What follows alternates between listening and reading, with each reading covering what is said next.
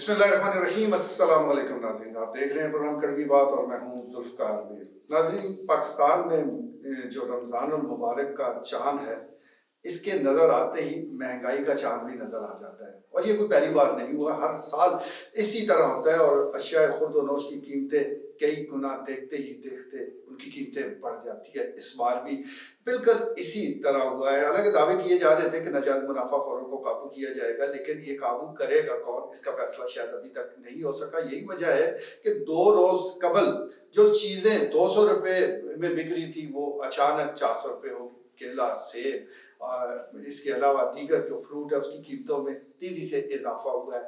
سبزیوں کی قیمت پھر کسی نہ کسی حد تک مستحکم ہے، سوائے ٹماٹر کے اس کی قیمت میں ضرور اضافہ ہوا ہے، لیکن جو فروٹ کی قیمتیں ہیں وہ ہر سال کی طرح اس بار بھی تیزی کے ساتھ بڑھی ہے، اور کوئی پوچھنے والا نہیں ہے۔ کئی لوگ کہتے ہیں کہ یہ ڈیمانڈ اینڈ سپلائی کا معاملہ ہے، یعنی طلب بڑھتی ہے تو پھر قیمتیں بڑھ جاتی ہیں۔ ایسا نہیں ہے۔ ڈیمانڈ اینڈ سپلائی کی بات تب ہو کہ جب چیز دستیاب نہیں ہے۔ اگر 50 لوگ خریدار موجود ہیں تو 20 کے لیے وہ چیز موجود ہے، 30 کو وہ دستیاب ہی نہیں ہے، تو قیمتیں بڑھ جائیں کچھ سمجھ آتی ہے۔ یہاں تو بازار بھرے پڑے ہیں، گودام لوگوں کے اٹے پڑے ہیں۔ اسی طرح آپ فروٹ منڈی چلے جائیں تو فروٹ کی کوئی کمی نہیں ہے، صرف ان لوگوں کو پتا ہے کہ اب لوگوں کی ضرورت ہے۔ یہ بلیک میلنگ کا معاملہ ہے، اس میں کوئی ڈیمانڈ اینڈ سپلائی کی بات نہیں ہے، طلب و رسد کا فرق نہیں ہے، بلکہ سیدھی سی بات ہے کہ لوگوں کو، دکانداروں کو، اور خاص طور پر جو ناجائز منافع خور ہیں ان کو علم ہے کہ اس وقت لوگوں کی یہ کسی نہ کسی صورت یہ ضرورت ہے، اور اس ضرورت کو سے فائدہ اٹھاتے ہوئے وہ لوگوں کو بلیک میل کر رہے ہیں، ورنہ چیزیں تو مارکیٹ میں موجود ہیں۔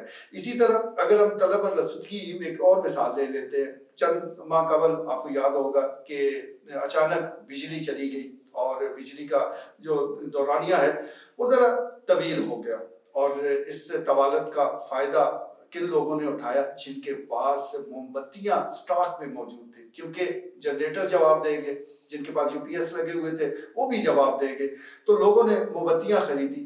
اب یہ اچانک سے ایسا نہیں ہوا کہ وہ موم بتیاں ختم ہو گئی ہوں، سب دکانوں پر دستیاب تھی، لیکن 20 روپے میں بکنے والی موم بتی کی قیمت 50، 60، 70 روپے تک پہنچ گئی۔ کسی نے نہیں پوچھا کہ یہ اچانک ہوا کیا، کیوں؟ وجہ یہ تھی کہ لوگوں کی ضرورت تھی، لوگوں کو چاہیے تھا، اور پھر جن کے پاس دستیاب تھی انہوں نے اچانک اس کی قیمتیں بڑھا دی۔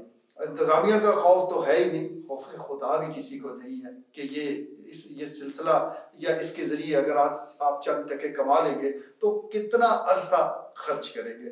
جہاں تک قانون کی بالادستی کا معاملہ ہے تو شاید اس میں زبانی جمع تفریق زیادہ ہے، ورنہ کیا مجال کسی کی کہ وہ ریاست کو چیلنج کر سکے۔ اگر ریاست سنجیدہ ہو، صحیح طرح سے ایکٹیو ہو، تو پھر کوئی مائی کا لال پر بھی نہیں مار سکتا۔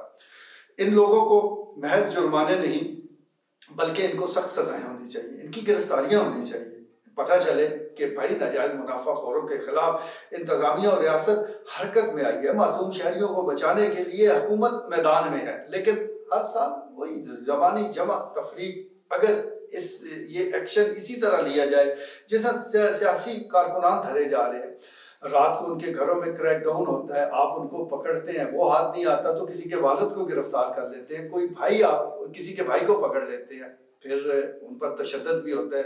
آپ اتنا تو نہ کریں، بس اس کا آدھا کر دیں، تو پھر آپ دیکھیں کہ کیا مجال کسی کی کہ وہ ناجائز منافع خوری کرے۔ لیکن یہ سخت سزائیں آپ دیں گے نہیں، کیونکہ جو لوگ فیصلہ کرنے والے ہیں شاید وہ ان کے پیچھے ہیں، اور اسی وجہ سے انہیں کوئی فکر نہیں ہے کہ عوام کو لوٹا جا رہا ہے، دن دہاڑے لوٹا جا رہا ہے۔ ایسا نہیں ہے کہ احساس کرنے والے لوگ وہ موجود نہیں۔